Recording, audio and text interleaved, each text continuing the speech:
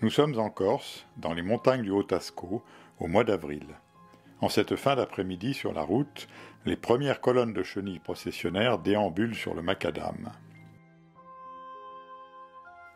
Déjà redoutées des Romains, armées de leurs poils urticants, prêts à être expulsés dans les airs, elles sont bien connues dans tout le bassin méditerranéen. Pour l'heure, bien à l'abri, un automobiliste roule sur la procession. Après son passage, quelques chenilles agonisent, et le reste de la colonne est désemparé. Leur fil d'Ariane est endommagé. Dans cette magnifique forêt de pins noirs, leur arbre préféré, des milliers de chenilles en procession suivent leur chemin. La température clémente du printemps appelle à l'abandon de l'arbre nourricier et du nid hivernal protecteur qui se vide entièrement.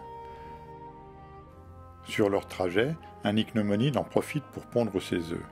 Les larves de cette guêpe se développeront au détriment de la chenille parasitée, en la dévorant de l'intérieur. D'où son nom étrange, en référence à une mangouste vénérée des Égyptiens, et qui, d'après eux, dévorait des intestins des serpents et des crocodiles. Une fois au pied de l'arbre, la procession ne ralentit pas son rythme, et telle une armée bien disciplinée, marche en toute confiance derrière la meneuse. Toujours une femelle. La marche peut parfois durer des heures. La chef de file cherche un sol meuble, bien exposé au soleil, adapté à l'enfouissement de tout le groupe.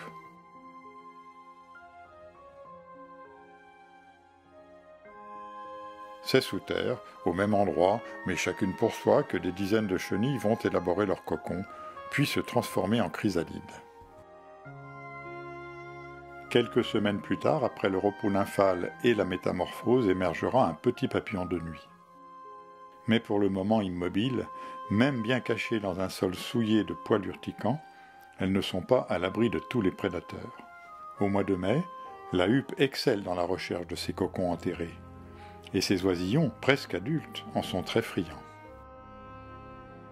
Au cours de l'été, les papillons émergent de leurs chrysalides, se libèrent de leurs cocons, puis traversent la couche de terre qui les recouvre. Tometopoea pithiocampa, de couleur grise, est semblable à des dizaines d'espèces de papillons nocturnes, comme ceux qu'on peut voir voler l'été autour des lampadaires.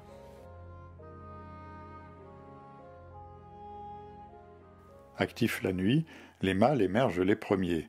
Ils ne vivront généralement que quelques heures, mais peuvent néanmoins parcourir jusqu'à quelques dizaines de kilomètres. Pour cette dernière nuit de leur existence, ils sont dotés d'antennes pectinées qui les aident à détecter les phéromones émises par les femelles prêtes à l'accouplement. Moins graciles, beaucoup d'entre elles s'accouplent et se contentent de pondre près du lieu qui les a vues naître. Elles émergent de leur cocon plus tard dans la nuit que leurs frères, qui sont pour la plupart déjà partis vers d'autres femelles. Rapidement, une fois fécondée, la femelle dépose par dizaines ses minuscules œufs d'à peine 1 mm autour des aiguilles de pin, tout en les recouvrant d'écailles prises de son abdomen pour les protéger. Néanmoins, un calcilien, une minuscule guêpe parasitoïde, est capable de contourner cette défense et dépose ses propres œufs dans ceux du papillon.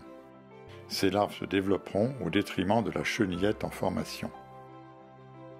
Un autre prédateur, l'Ephipygère, est capable de manger plusieurs pontes par jour, comme nous mangerions des épis de maïs.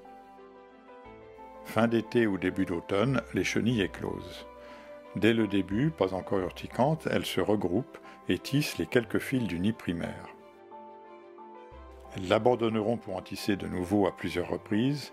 Signal de leur présence, ce bouquet d'aiguilles roussies constitue le dégât primaire.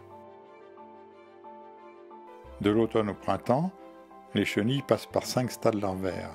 C'est à l'arrivée des premiers froids que la colonie tisse alors un nid de soie plus volumineux, bien exposé, où elle passe la journée. Lors des nuits d'hiver clémentes, les chenilles sortent du nid et dévorent les aiguilles de pin, ce qui affaiblit les arbres et les expose à des maladies ou des insectes bien plus redoutables qu'eux.